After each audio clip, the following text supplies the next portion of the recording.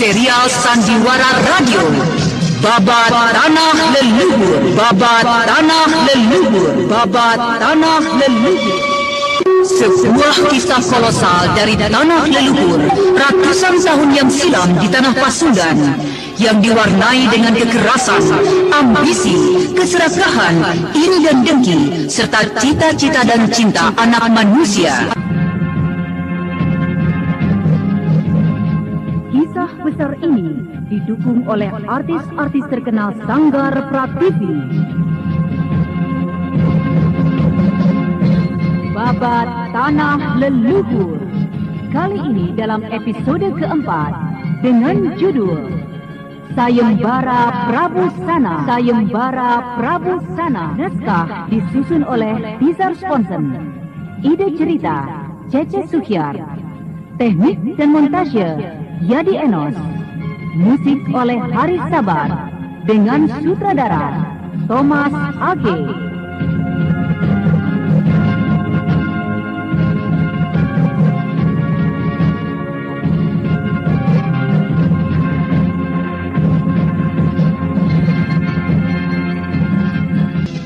Pada seri yang ke-25 ini menampilkan Eli Ermawati sebagai Anting Bulan, Bambang Jiger sebagai Dampu Awuk, Rini Marjan sebagai Putri Nimas Kayuwangi, Hari Akik sebagai Prabu Sana, Marlon sebagai pencuri 1, Eri sebagai pencuri 2, dan pembawa cerita Neni Sumardi.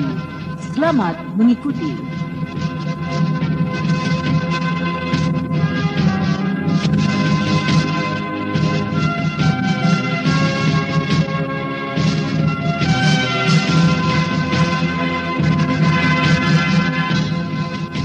Pada kisah yang lalu diceritakan, Anting Wulan telah membuka rahasia tentang dirinya. Prabu Sana menjadi serba salah dan tidak mengerti harus berbuat apa ketika mendengar penjelasan dari Anting Wulan. Untuk itu, beliau meminta waktu untuk memikirkan hukuman apa yang sepantasnya dijatuhkan untuk Anting Wulan. Dan keesokan harinya, pagi-pagi sekali, Baginda memanggil kedua remaja dari Gua Larang itu.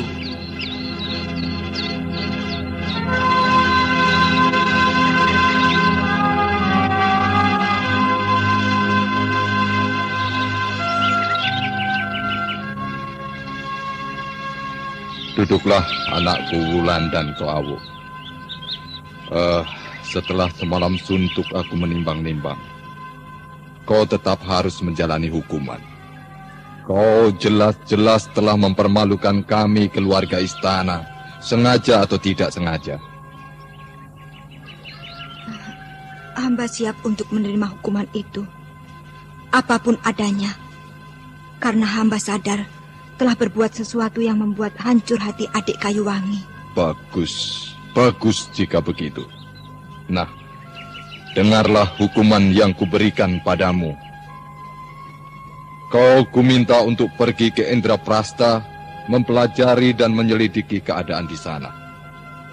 Selidikilah sampai di mana persiapan-persiapan dari Indraprasta untuk mencoba menentang Galuh.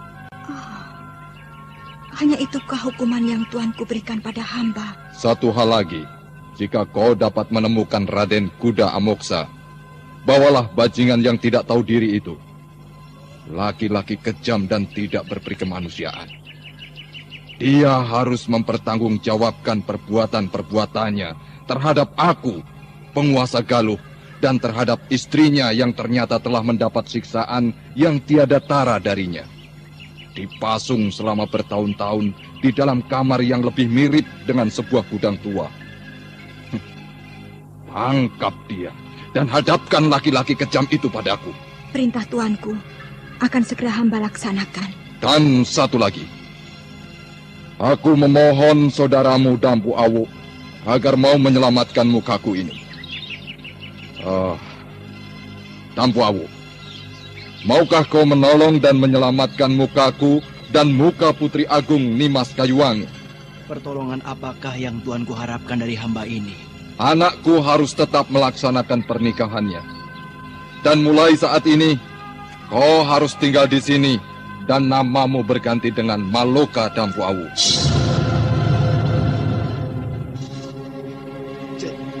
Jadi, maksud tuanku... Kau akan kunikahkan dengan putriku Nimas Kanyuwangi. Bersediakah engkau? Apakah hamba sepadan dan pantas menjadi pendamping Nimas Kayuwangi, putri agung dari tanah Pasundan ini? Entah bagaimana lagi kecewanya hati putriku jika kau pun menolaknya, anak muda. Tidak, tuanku. Hamba tidak berani menolak kurnia yang tiada tara ini. Jika memang Tuan Putri Nimas Kayuwangi tidak merasa kecewa dengan hamba, tentu saja hamba akan merasa amat sangat berbahagia mendapatkan karunia ini. Bagus. Bagus. Beberapa purnama lagi, aku akan melaksanakan pernikahan itu. Dan gurumu akan segera kuberitahukan. Terima kasih, tuanku. Nah, mulai saat ini, kalian berdua kuharap tidak lagi memanggilku dengan sebutan tuanku. Panggillah aku Ayahanda. Ayahanda? Ayahanda. Kau sudah terlanjur aku anggap sebagai keluarga istana ini. Biarlah, mulai saat ini dan seterusnya, kau pun kuanggap sebagai keluarga istana ini, Wulan. Terima kasih, Ayahanda. Nah, Wulan, berangkatlah segera ke Indraprasta. Dan terimalah ini sebagai bekal untuk menjaga dirimu di perjalanan. Oh, Kujang Cakrabuana, pusaka Galuh. Ya, ini adalah pusaka dari istana Galuh. Aku tidak pernah sedikit pun menyentuhnya. Aku tidak pernah sekalipun merawatnya. Pusaka itu aku dapatkan dari kakekku, raja-raja penguasa Pasundan jauh sebelum aku. Sampai saat ini, aku tidak pernah melihat keluar biasaannya. Dan ketika berada di tangan Ki Probodinabar kemarin, aku baru mengetahuinya. Akan tetapi, kini setelah pusaka ini lepas, kau telah berhasil menyelamatkannya. Untuk itu aku kira sudah sepantasnya lah kau memilikinya. Bawalah ini sebagai teman perjalananmu ke Indraprasta. Terima kasih. Terima kasih yang tidak terhingga Nanda ucapkan. Ternyata bukan hukuman yang Nanda terima hari ini, tapi ternyata hadiah yang tidak ternilai. Nanda berjanji, Nanda akan melaksanakan semua perintah Ayahanda dan juga mencari Raden Karmapala yang kini berada di tangan Jerangkong Hidup. Terima kasih. Terima kasih, Hananda Wulan. Berangkatlah kau segera. Aku mengharapkan hasil dari perjalananmu.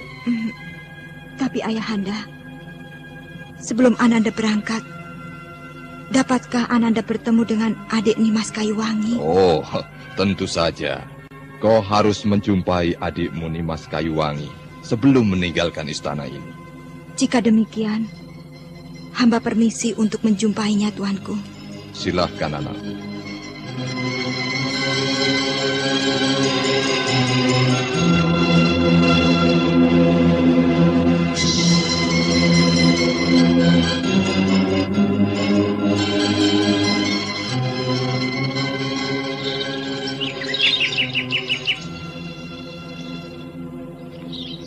Adik Kayuwangi, apakah kau marah padaku? Apakah kau masih merasa dendam, kecewa dan benci denganku? Adik Kayuwangi, kenapa kau diam saja? Kakak Wulan, aku tidak sanggup untuk banyak bicara denganmu. Karena aku sendiri tidak mengerti harus bersikap seperti apa padamu. Bersikap maniskah? Seperti halnya pada Maloka?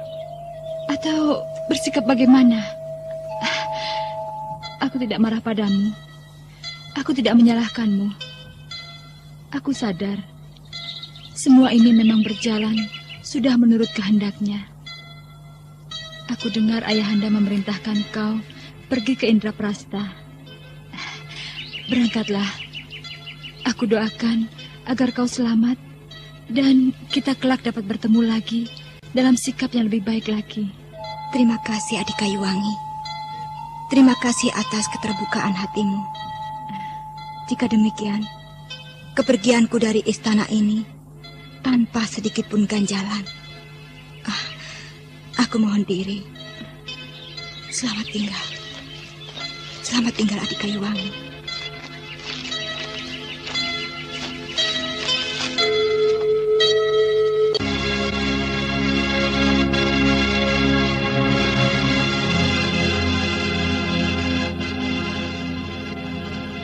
Selamat tinggal Kakak Wulan.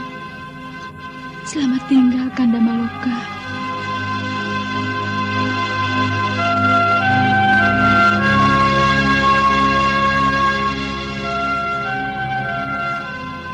Selamat tinggal Kakang Awu. Berbahagialah Kakang dengan Adik Kayuwangi.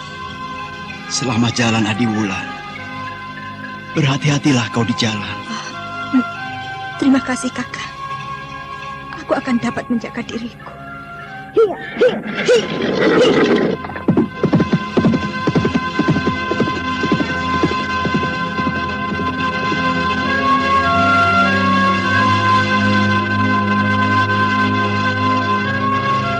Bagaikan seekor burung yang lepas dari sangkarnya, Anting Wulan menggebrak kudanya berlari menuju Indraprasta.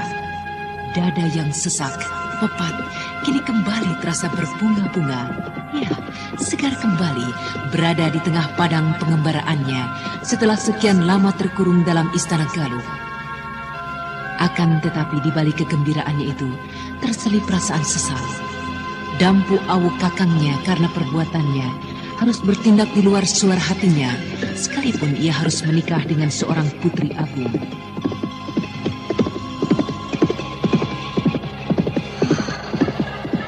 Sudah cukup jauh rasanya aku meninggalkan istana Galuh. Hampir setengah harian aku berkuda. Kasihan sekali kudaku ini. Dia pasti memerlukan waktu dan tempat yang sejuk untuk beristirahat. Hiya, hiya, hiya. Di sana ada sebuah tempat yang sejuk untuk kudaku, si Belang. Hiya, hiya.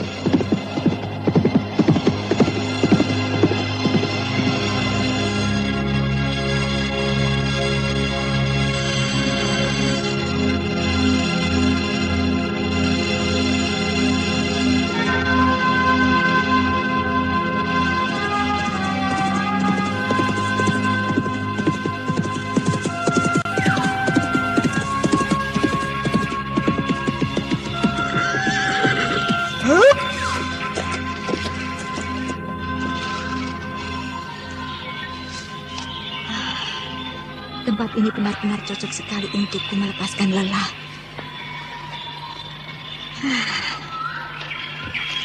Tidak kusangka aku dapat meninggalkan istana Galuh dengan selamat.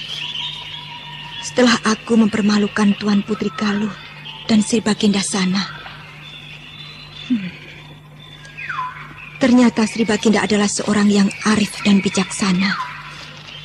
Dan beliau telah begitu baik menyerahkan pusaka Galuh yang sesungguhnya merupakan tumbal kesejahteraan dari rakyat Pasundan. Ki Probotinabar kemarin tidak sanggup untuk mencabut keluar kujang ini dari sarungnya. Kujang ini terasa memancarkan hawa hangat pada gagangnya. Akan kulihat seperti apa isi dalamnya.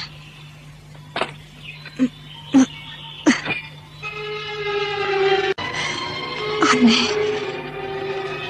Hawa hangat pada gagangnya perlahan-lahan berubah menjadi hawa dingin. Hawa dingin semakin mencekam. Akan tetapi, hawa dingin ini tidak membawa maut bagi seseorang. Akan kucoba kekuatan dari pusaka ini.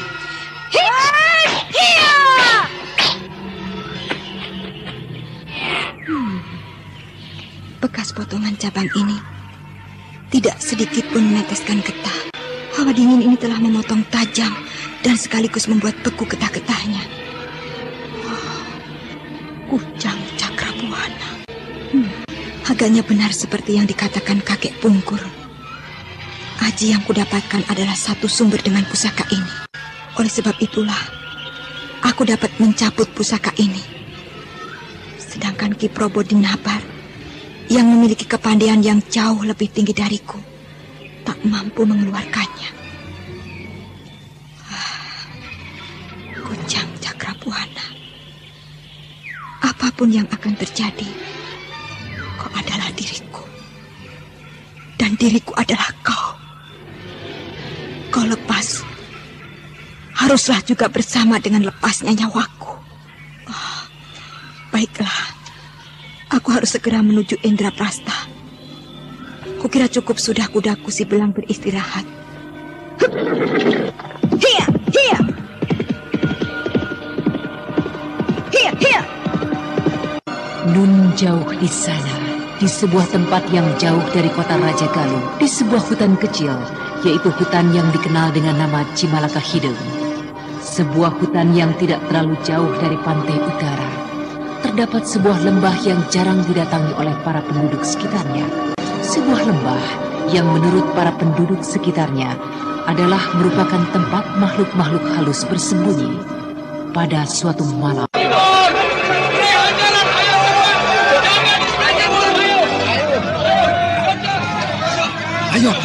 Ayo Kang, sebelah dalam sana Kang. Kang, ayo Kang, aduh, sana Kang. Tunggu Adi, kakiku terperosok ke lubang. Aduh. Ayo Kang, cepat Kang, sebelum mereka mengejar kemari. Ayo Kang, lari terus. Aduh, aku kini jadi tak tahan. Lelah sekali Kang, aduh. Iya Kang, aduh. Aku pun demikian Adi Samara. Kita istirahat di sini saja. Jangan Kakang Sulit. Kita bisa tertangkap nanti. Sebaiknya kita terus ke dalam sana saja. Ke mana?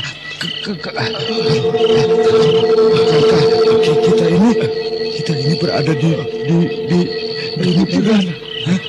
Oh iya Kang. Adi Somar, kau benar. Kita berada di hutan Cimalaka Hideng. Kita sudah masuk jauh ke dalamnya. Kang, sebaiknya kita kembali keluar hutan ini, Kang. Tidak Adi Somar.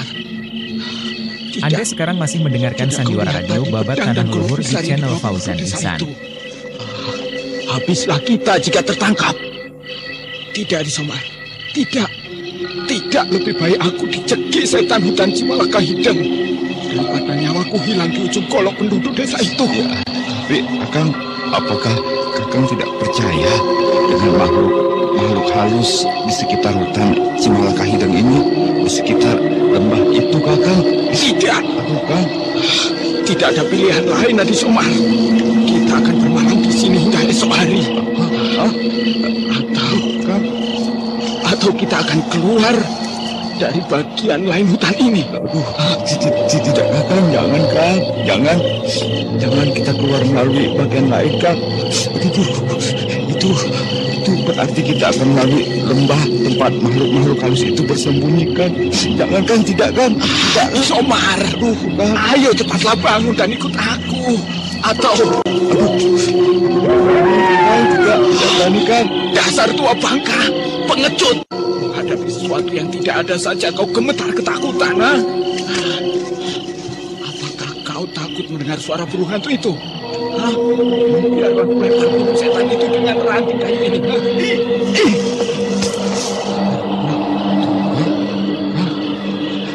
tidak akan dapat mengusirnya, Kang. Sebab ini adalah kerajaannya. Dia akan selalu mengawasi kita, Kang. Kang. Somar, sikapmu itu benar-benar keterlaluan. Ayo bangun. Biarlah nanti saja. Jika iblis dan setan itu datang, aku yang akan menghadapinya. Jangan.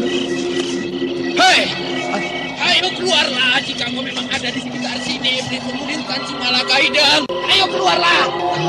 Jangan aku, Kakak. Aku istirahatkan ditantang, Kang. Ayo keluarlah, iblis penghuni Cimalaka Hideng. Aku kan, jangan, Kang. Nah, kau dengar itu, Somar? Iya. Apa yang sebenarnya kau takutkan? Hah? Iya, Kang. Tidak ada, Kang, tidak ada. Iya, tidak ada setan di hutan Cimalaka Hideng ini. Ayo, Kang, kita lanjutkan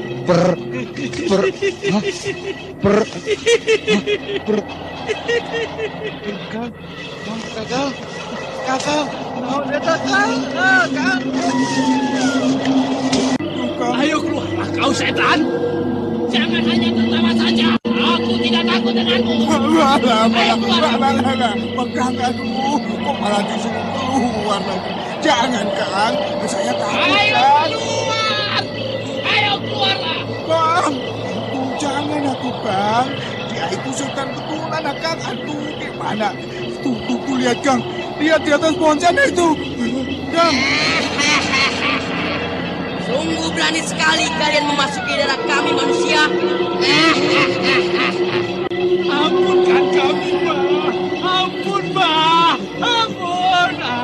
Kami hanya ingin selamatkan diri kami ke dalam hutan ini, Mbah. Ampun, Mbah. Ampun, Mbah. Ampunkan kami. Kami benar-benar ingin menyelamatkan diri kami, Mbah. Bukankah kau tadi menantangku manusia? Tidak, Mbah. Tidak, saya tidak menantang, Mbah. Tidak, Mbah. Ayo, bangun dan bersikaplah seperti tadi. Tidak, Mbah. Saya tidak berani. Saya tidak berani, Mbah. Manusia-manusia celaka. Kalian sepantasnya lah menerima ajal kalian karena telah berani memasuki daerah kekuasaan kami. Hup! Ampun. Bangun dan terimalah kematian kalian.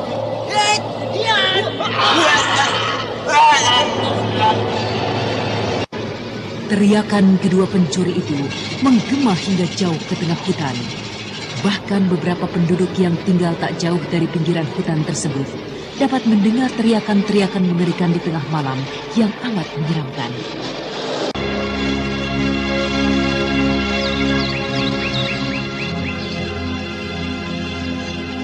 Malam dan suasana yang mengerikan pun telah berlalu. Pagi telah datang. Kang, mau kemana, Kang? Lah kerja, Kom. Akang mau melihat kebun di belakang. Apa oyong kita sudah dapat dipetik. Hari ini Akang ingin makan sayur bening oyong, Kom. Tapi, Kang, hari masih pagi. Nanti biar agak siangan, Kang. Belum banyak orang-orang yang keluar. Saya takut, Kang. Lah, takut apa, Kom? Takut apa? Suara-suara tadi malam? Iya. Kenapa harus ditakutkan? Makhluk-makhluk halus itu berpesta di kerajaannya. Sedangkan kita di sini tidak mengganggu mereka. Biarkan sajalah. Bukankah suara itu sudah sering kali kita dengar, Kom? Tapi, Kang, Kokom hari ini takut sekali. Kokom takut jika membayangkan suara-suara tadi malam. Juga Kokom takut semalam Kakang meninggalkan Kokom mengejar pencuri-pencuri itu. Nah, baiklah. Jika kamu takut, Akang akan tunggu sampai siang lagi. Tapi Akang mau melihat kebun di belakang dulu, Kom. Kokom ikut, Alah, Kokom. Ayolah. Anda sekarang masih mendengarkan Sandiwara Radio Babat Tanah Leluhur di channel Fauzan Ihsan. Pastilah sudah banyak oyong di kebun sana. 2 hari yang lalu Akang lihat. Sudah waktunya untuk dipetik. Kang. Ada apa, Kom? Ada apa? Kang. Itu, Kang. Di sana itu. Apa? Lihat, Kang. Dewata. Ketika Pardi memalingkan wajahnya ke arah yang ditunjuk oleh Kokom istrinya, jantungnya serasa berhenti berdenyut. Darahnya terkesiap naik ke kepalanya. Beberapa saat, kedua suami istri itu seakan-akan hilang kesadarannya. Dan ketika timbul kembali kesadarannya, Pardi berteriak-teriak minta tolong. Kebun kami, tolong!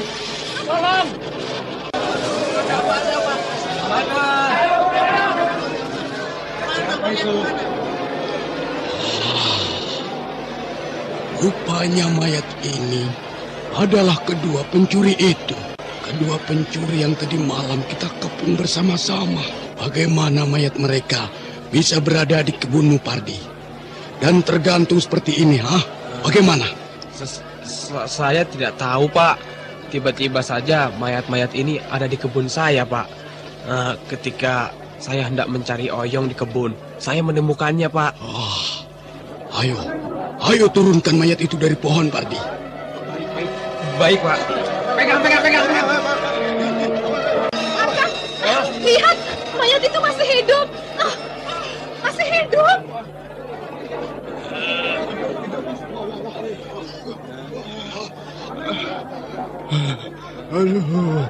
Aduh. Ampun, Mbah. Ampun, Mbah. Dia masih hidup. Coba ambilkan air hangat sedikit dan kain basah.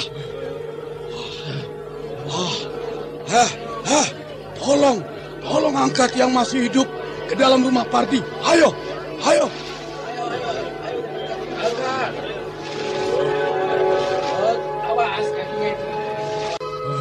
Ampun, Mbah.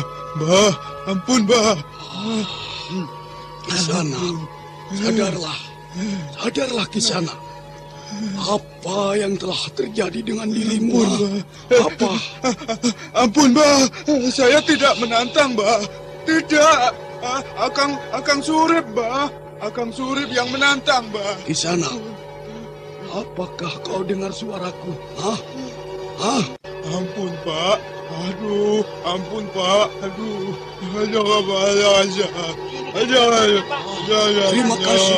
Terima kasih. Kemudian, kepala desa itu membasuh wajah pencuri yang telah menghitam oleh darah-darah yang mengering. Dan beberapa saat kelihatan mata yang semula nampak begitu liar, kini kelihatan begitu lemah, seperti seseorang yang kecapean dan mengantuk.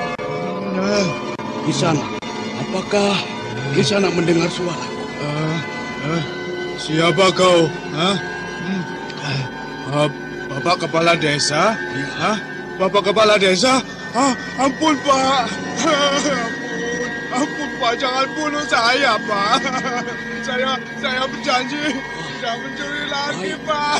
Baiklah. Ampun. Tapi... Ya, ampun, Pak. Ampun, dengarlah kau. Siapa namamu? Somar, Pak. Somar. Ya, mohon, Pak. Nah, sekarang coba kau ceritakan apa yang telah terjadi dengan kalian berdua di tengah hutan Cimalaka Hideng. Ampun, Mbah. Somar. Ini dia, Pak. Dengarlah, coba ceritakan apa yang telah terjadi dengan kalian di tengah hutan Cimalaka Hideng. Pak, kami bertemu dengan iblis penguasa Cimalaka Hideng, Pak. Kami tersesat hingga ke dalam kerajaannya, Pak. Pak, bagaimanakah dengan nasib Kang Surip, Pak? Di manakah dia, Pak? Surip kawanmu itu? Iya, Pak. Iya, betul. Dia telah mati. Mati? Ampun, Pak. Jangan bunuh saya. Ampun, Pak. Somar, apakah kau telah bertemu kembali dengan penguasa hutan Cimalaka Hideng? Apa kau melihat bentuknya? Iya. Saya bertemu dengan Mbah, Pak. Makhluk itu menyerupai seorang anak kecil. Iya, anak kecil. Dia terbang mendatangi ke arah saya, Pak. Dia terbang dari satu pohon ke pohon yang lain, Mbah. Pak. Apakah makhluk itu tidak menyerupai seekor kuda seperti yang biasa kita lihat berkeliaran di sekitar sini? Tidak, Pak. Tidak. Makhluk itu hanya merupai seorang anak kecil, Pak. Baiklah. Untuk sementara ini, kau boleh beristirahat di tempatku. Nanti setelah sembuh, kau akan menjalani hukuman yang berlaku di desa ini. Ampun, Pak. Ampun, Pak. Saya jangan dibunuh, saya jangan dibunuh, Pak. Dengar, Somar. Kau tidak akan dibunuh. Oh, iya. Kami ini bukanlah orang-orang yang haus darah, seperti setan-setan penunggu hutan Cimalaka Hideng itu. Aduh, terima kasih, Pak. Turun, Pak. Sangkan, Midin, Bawa dia ke tempatku. Ayo.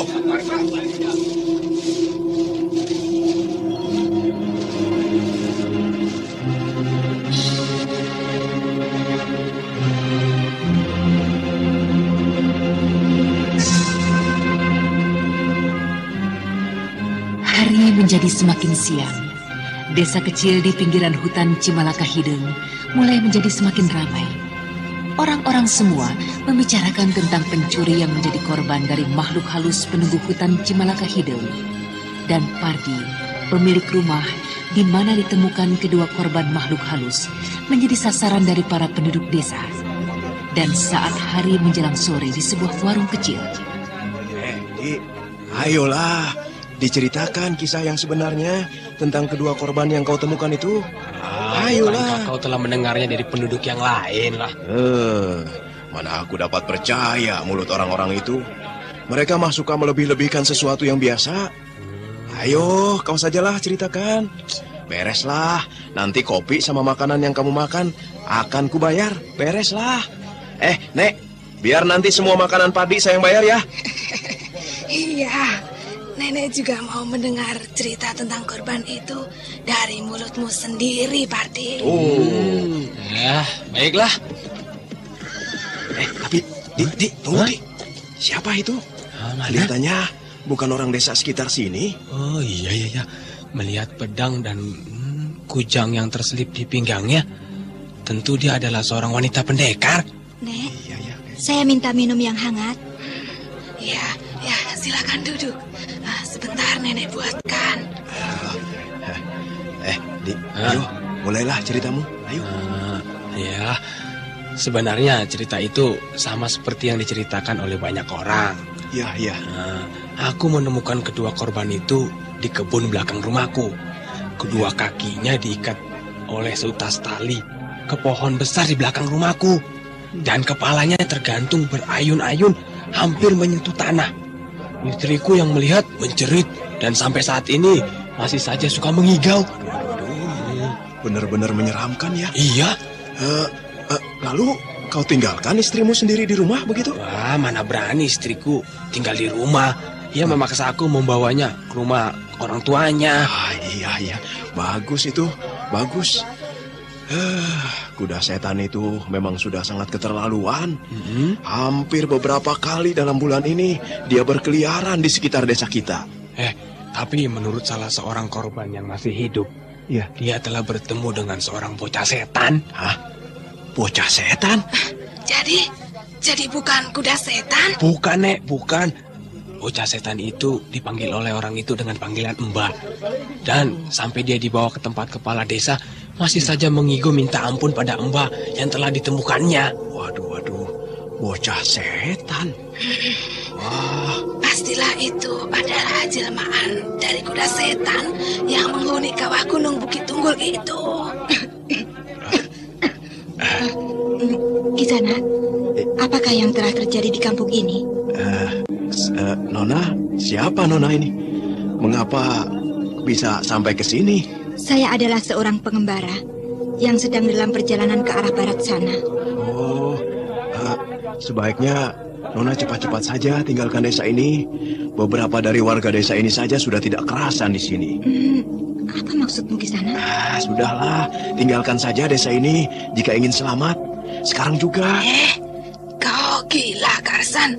Kau menyuruh anak perempuan ini pergi dari desa ini saat senja seperti ini? Ya, daripada dia mati berada di desa ini. Tidak. Jangan khawatir, nak. Kau dapat beristirahat di tempat ini.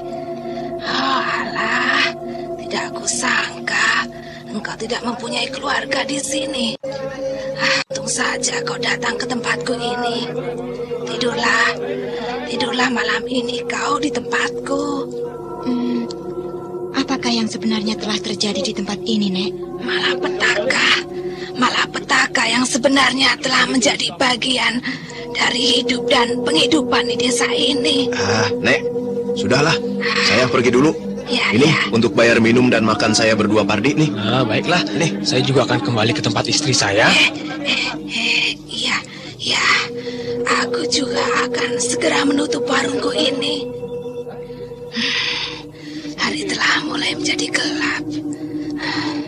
Diamlah kau di sini, Nak. Biar aku akan menutup warungku ini dulu. Biarlah saya bantu, Nek. Cerita tentang kuda setan ini sudah sering kami dengar.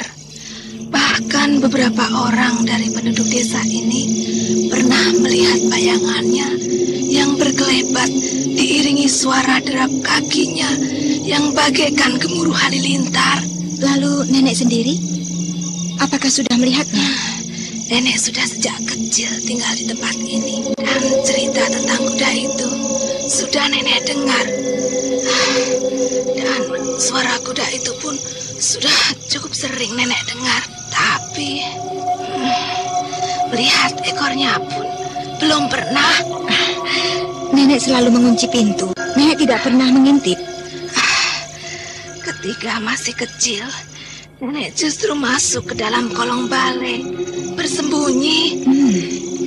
Apakah kuda itu sering sekali membunuh dan mengambil korban, Nek? Membunuh?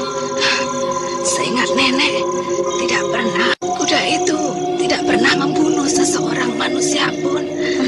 Tapi tadi saya mendengar dari orang yang minum di warung ini, dia telah mengambil korban dan menyamar menjadi bocah setan. Ya, itulah aneh sekali. Apakah tidak ada orang pandai di sekitar desa ini yang mencoba untuk mengusir kuda setan itu, Nek? Banyak sekali, Nak. Malah dahulu pernah ada beberapa orang pemburu dari desa Kadung Wetan mencoba untuk menjeratnya. Kadung Wetan? Ya. Desa ini sendiri? Apa namanya, Nek? Ini adalah desa Sarimping. Ya. Bagaimana cerita tentang pemburu dari Kadung Wetan tadi, Nek? Ada 2 orang laki-laki yang dikenal sebagai pemburu ternama di sekitar hutan Cimalaka Hideng ini. Mereka dengan persiapan yang matang mencoba masuk ke dalam hutan itu. Tapi ketika mereka tiba di luar hutan sebelah timur, dekat dengan puncak gunung Bukit Tunggu, mereka tidak dapat lagi melanjutkan perjalanannya. Kenapa memangnya, Nek? Daerah di sekitar puncak gunung itu terasa panas luar biasa. Uap panas banyak keluar dari lubang-lubang.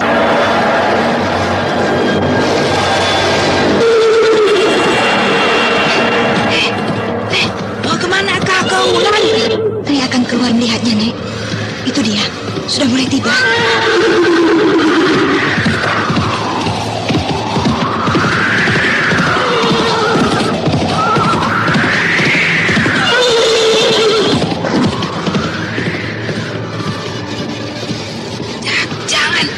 Jangan keluar, Wulan. Kau nanti akan mendapat celaka. Seperti yang terjadi tadi malam dengan 2 pencuri. Iya, sudahlah, Nek. Dari langkahnya itu pastilah seekor kuda. Tapi bagaimana mungkin kecepatan larinya yang kudengar dari derapnya demikian luar biasanya? Sudahlah, duduklah di dalam. Jangan berdiri di depan pintu itu. Istirahatlah. Bukankah kau ingin melanjutkan perjalananmu ke arah barat? Ke arah barat. Berarti kau bermaksud ke Indraprasta? Benar, Nek. Saya belum pernah melihat Indraprasta. Perjalanan yang panjang. Beristirahatlah, Wulan. Baiklah, Nek.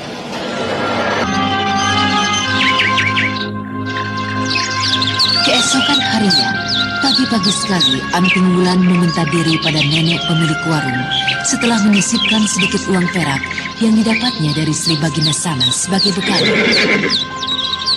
Berhati-hatilah, Wulan. Buanglah sikap dan rasa penasaran, karena itu akan dapat menyusahkan dirimu. Ingat, singgahlah ke warungku ini jika kau kembali dan melalui desa ini. Baik, Nek.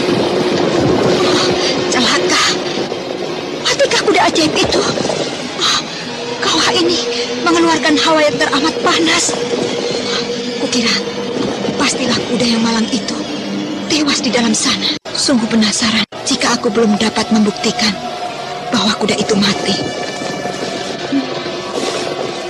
Apakah pengaruh dari kujang ini akan mampu melawan hawa panas yang keluar langsung dari pusat kawah ini? Iya. Aku akan mencoba merambat turun ke bawah sana.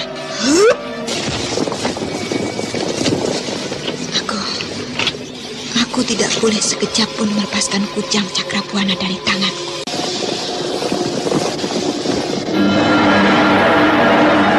Manakah bangkai kuda itu? Jika memang dia telah mati, pusat dari kawah kukira sudah tak jauh lagi dari sini.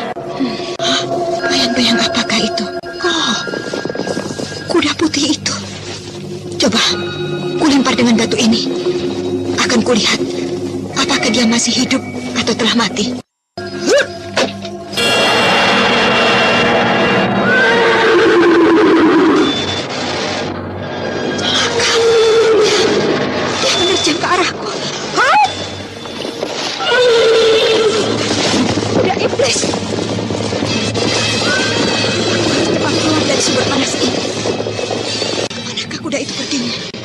Mencarinya. Sekali. Aku harus cepat keluar dari sumber panas ini. Kemana kuda itu perginya? Akan ku coba mencarinya. Agaknya kuda itu sudah meninggalkan daerah sekitar kebun dan bukit tunggal ini. Sebaiknya ku tinggalkan saja daerah yang bagaikan neraka ini. Setelah berkeliling dan tidak menjumpai kuda setan itu, Anting Wulan pun segera meninggalkan daerah sekitar kebun dan gunung Bukit Tunggul. Kujang Cakrabuana kini mulai memancarkan hawa dingin yang menyengat. Berarti aku telah tiba di daerah yang berhawa normal. Kujang ini dapat kumasukkan kembali. Di manakah ku tinggalkan kudaku si belang? Coba kulihat di sekitar sana. Itu dia kudaku.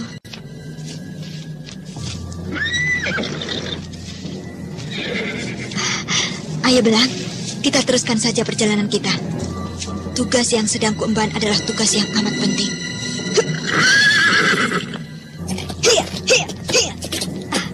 Perlahan saja ya belang ya.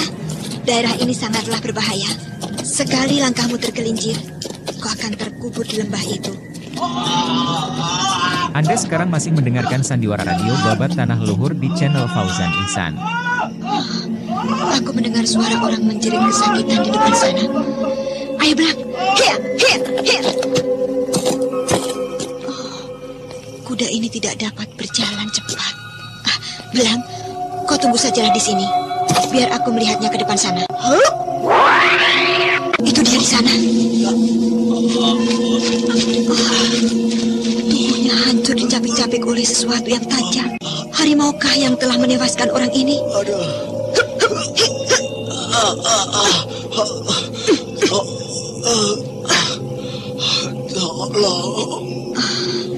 Siapakah kau ini Kisana? Apa yang baru saja terjadi dengan dirimu?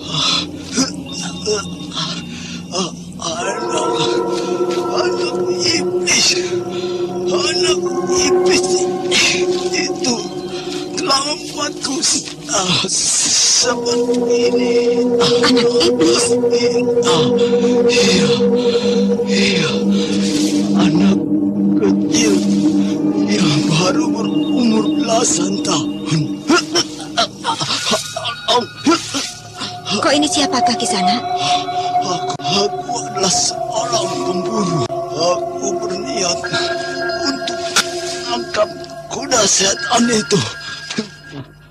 Tapi anak itu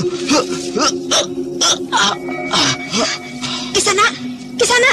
Orang ini sudah tewas. Benar-benar iblis, tubuhnya hancur tersayat-sayat benda tajam. Benar-benar iblis. Apakah benar bocah setan itu jelmaan dari kuda putih yang kulihat tadi? Tapi tidak mungkin. Tidak mungkin. Kuda yang kujumpai tadi adalah kuda yang sebenarnya. Hanya saja kuda itu benar-benar memiliki kekuatan yang amat luar biasa. Sebaiknya kukubur dulu mayat pemburu ini, baru aku melanjutkan perjalanan. Hei, siapa itu? Apakah mataku tidak salah melihat? Bukankah bocah itu adalah Raden Purbaya? Hup!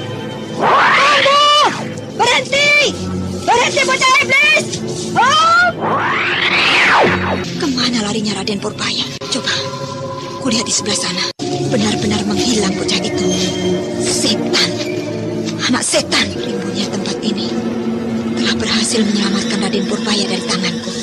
Anak itu berada di sekitar sini. Berarti Jerangkong Hidup dan juga Raden Karmapala ada di sekitar sini. Jika demikian, aku dapat menunda kepergianku ke Indraprastha untuk menyelamatkan Raden Karmapala dari tangan Jerangkong Hidup. Aku akan mencari Raden Karmapala, baru kemudian mencari Raden Kuda Amoksa dan menyelidiki Indraprastha. Aku akan mengubur mayat pemburu itu dulu.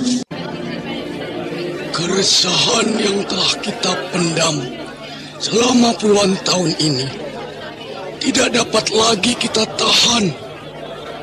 Kuda setan itu telah mulai membunuh seorang manusia, sekalipun dia adalah seorang pencuri. Oleh karena itu, ayo, siapkan senjata kalian. Kita akan memasuki hutan Cimalaka Hideng bersama-sama dengan Aki Pamulung. Bersama-sama dengannya, kita akan perangi iblis-iblis pengganggu itu. Untuk itu, ku minta kesediaan kalian semua untuk membersihkan hutan Cimalaka. Ayo, angkatlah tangan kalian yang bersedia membantu masuk ke dalam hutan Cimalaka Hideng. Ayo, angkatlah tangan kalian. Ya, bagus, bagus. Jika demikian, marilah kita bersiap-siap untuk menuju ke tempat itu. Ya, berhenti di sini.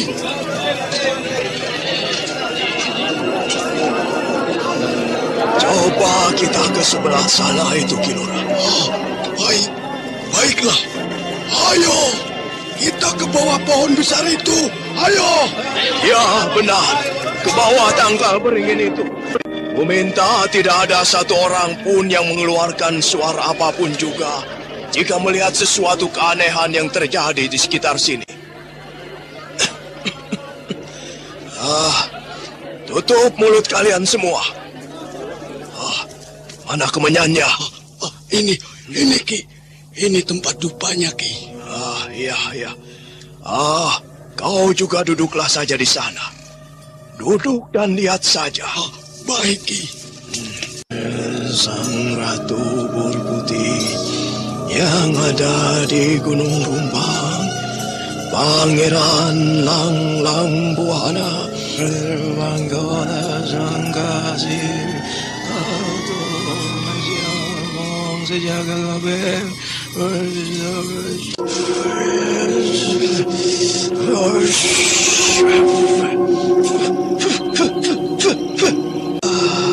Pergilah setan-setan penguasa hutan Cimalaka Hideng. Pergilah. Kau mengusir aku. Kau mengusir aku, orang tua. Ya, pergilah kau dari tempat ini. Setan ganas, setan pembunuh. Kau benar. Aku adalah setan ganas, setan pembunuh. Untuk itu, ku minta kalian semua tinggalkan tempat ini. Kami datang kemari untuk mengusirmu, hai setan. Tempat ini akan kami pergunakan untuk kepentingan anak cucu kami. Pergilah. Kau yang pergilah, orang tua. Atau kalian ingin kubuat seperti halnya dua orang yang masuk kemari 2 hari yang lalu. Ku gantung sampai mati.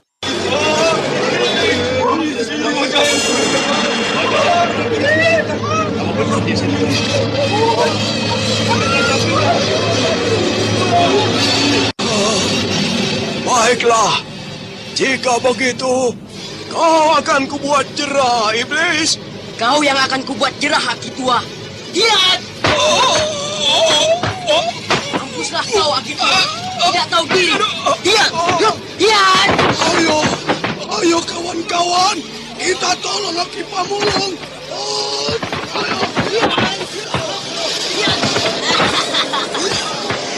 Kalian semua benar-benar mencari mati. Lihat! Lihat! Lihat! Para penduduk yang maju mengepung bocah setan itu ternyata tidak mampu untuk berbuat banyak. Bocah kecil yang dianggap setan oleh para penduduk desa Sempiring itu mengirimkan serangan-serangannya yang ganas hingga mengakibatkan beberapa orang penduduk terlempar dalam keadaan luka parah. Berikan kesempatan untuk keluar dari cepungan ini, setan ganas itu.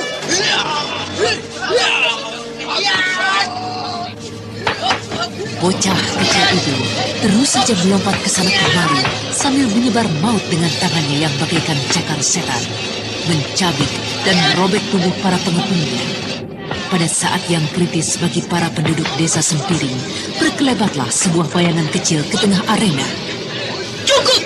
Jangan teruskan, Karmapala! Mengapa kau berkeliaran sampai ke sebelah sini? Kembalilah ke tempatmu. Tidak, aku tidak akan kembali. Aku mencurigaimu.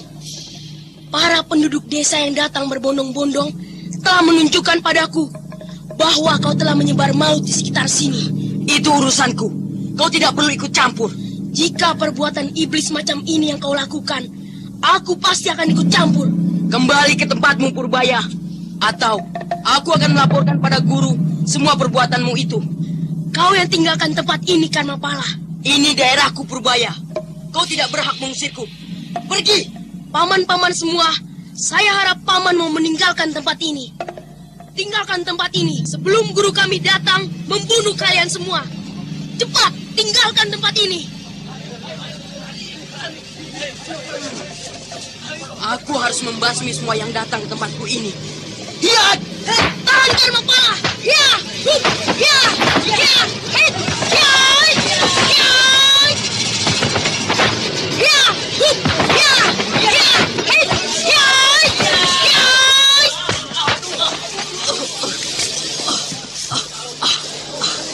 Setan kau, Purbaya. Kau yang tidak mengakui Jerangkong hidup sebagai guru, tapi masih saja mau mempergunakan ilmu kepandaiannya yang telah diberikan kepadamu. Aku memang tidak mengakuinya sebagai guru, tapi aku tetap akan belajar darinya. Licik kau, Purbaya. Aku akan melakukan apa saja, asalkan calon angkara murka seperti dirimu tidak merajalela. Awas kau, Purbaya. Aku akan mengadukan perbuatan ini pada guru. Awas kau, Purbaya. Apakah benar semua yang diceritakan oleh Karmapala, Purbaya? Benar, Jerangkong. Lalu apa maksudmu melakukan itu? Kau ingin agar mereka menyadari pada akhirnya bahwa di sini tidak ada hantu sama sekali. Begitu, sehingga mereka nanti akan berbondong-bondong masuk ke dalam hutan ini. Dan banyak pemburu-pemburu yang mencoba untuk menangkap kuda ajaib itu. Kau inginkan kembali rencanaku menjadi berantakan. Anak seperti itu memang sudah seharusnya diberikan pelajaran, guru. Buatlah ia tidak berdaya. Dan aku akan memukulnya sampai ia menjadi jerah. Diam kau pengecut! Dengarlah, Purbaya. Hari ini rencanaku untuk mendapatkan kuda itu harus terlaksana. Kuda itu harus menjadi tungganganku. Nah, kembalilah kau ke daerahmu di sebelah barat hutan Cimalaka Hideng. Dan kau, Karmapala, di sebelah timurnya. Awasi perangkap yang telah banyak kusiapkan. Dan segera beritahu padaku jika kuda setan itu telah berada di dalamnya. Baik, guru. Saya segera berangkat. Tunggu apa lagi kau, Purbaya? Baiklah, saya berangkat, Jerangkong.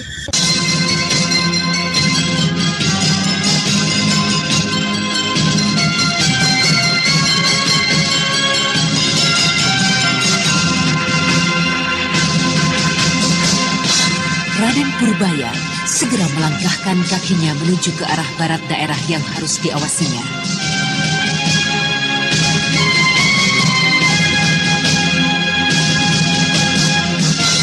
Nah, para pendengar sekalian, apakah Jerangkong hidup yang berambisi untuk mendapatkan kuda setan itu akan terkabul? Dan bagaimanakah dengan nasib Raden Purbaya?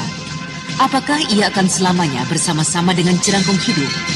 Untuk mengetahui jawabannya, ikutilah kisah Babat Tanah Leluhur ini dalam episode keempat, Sayembara Prabu Sana. Sampai jumpa.